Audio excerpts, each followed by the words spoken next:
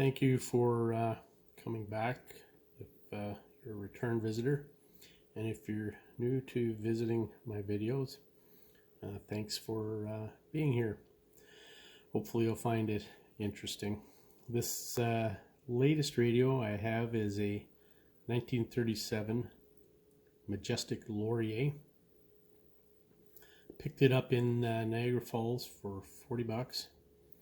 And when I saw its name, Majestic Laurier, I really had to have it because I'm a graduate of Sir Wilfrid Laurier in Waterloo. So here's how I found it. Obviously needed some work. Got some really cool features to it. Interesting grill on the front of it. Really cool veneers, but it had some issues. Obviously it had a hunk out of the corner here, piece out of the grill, and the finish was pretty rough on it. And there were, as I'll tell you later, a host of other mechanical issues with it. So again, there it is.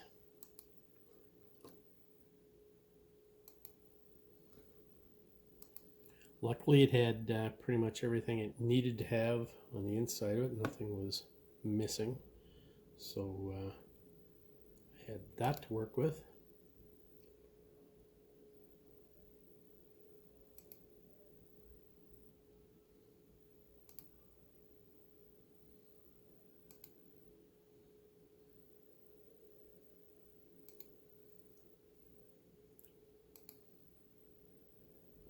Here I have a piece laid in here and trying to work it so that I can make it look reasonable again.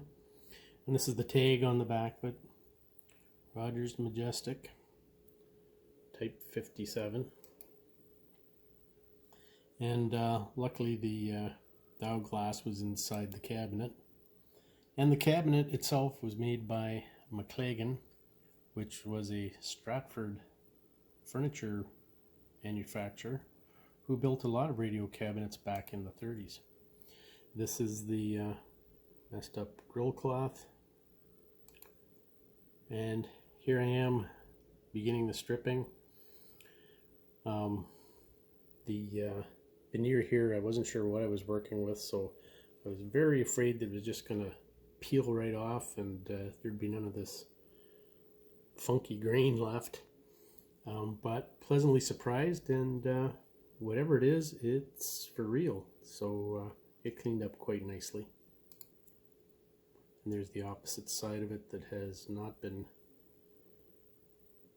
cleaned up yet. And here's how it looks in its finished state. So I think it's a very nice looking radio. Got a lot of great features, as I said earlier, and I would call this, for me, I call this a Gothic style because the grill on it is really kind of ornate. And luckily on the inside of it, the chassis had, as far as I could tell, never been touched because here's an electrolytic capacitor still in place and in use. And another one of the electrolytics. And a bunch of the other capacitors were in this kind of state where they were either breaking down or melting or whatever. But I always go in and replace the electrolytics and all the other capacitors before I even light the thing up. And anyway, that's in the midst of some of this work. Had a couple of really funky wafer type boards on it with some resistors and capacitors populated on both sides, which made it kind of an interesting task to get in there and mine them, because pulling the boards right off it, could have got rather confusing with all the wires that had to be pulled from it in order to wiggle it free. So I did a lot of electronic surgery, I'd call it, to try and replace the parts that needed to be replaced.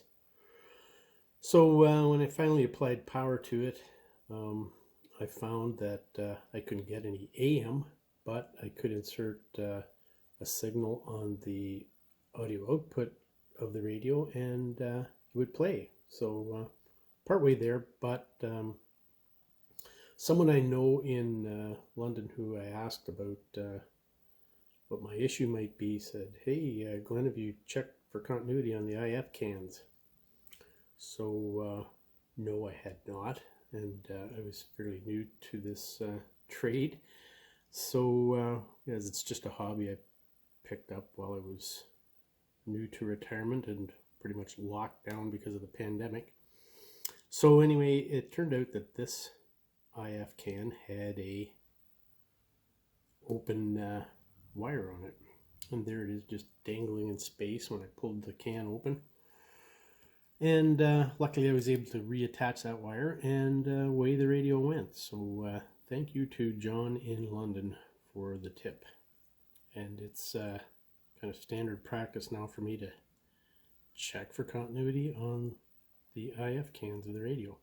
So there it is in its final repaired state under the chassis, with fuse added and 3.5mm jack for audio output from Bluetooth, or you just plug your phone straight into it. There's the top side of the radio. Speaker, front and back. And again, the top side. This transformer, unfortunately, it ended up getting rather warm when I had the radio operate for long. So it must have had a short in it of some kind. So I went and replaced it with a Hammond 270 CAX. And here is the final product with some of its friends in the man cave. There it is again. So let's go over and play this thing.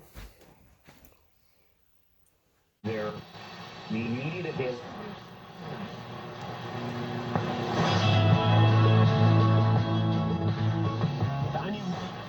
Those seasons, look for one that talks to Jesus.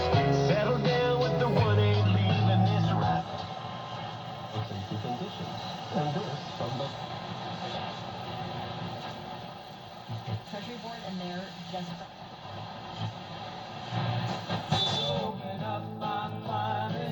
So there you go, that is the AM portion of the radio, and I can't play too much music on it or I get copyright infringement problems. But it also has the 3.5mm jack. I have it attached to a Bluetooth device. There's the jack. By flipping this switch, I get over to the 3.5mm. So that's running on the Bluetooth right now, and that Bluetooth is connected to, right now I have the music playing from my laptop.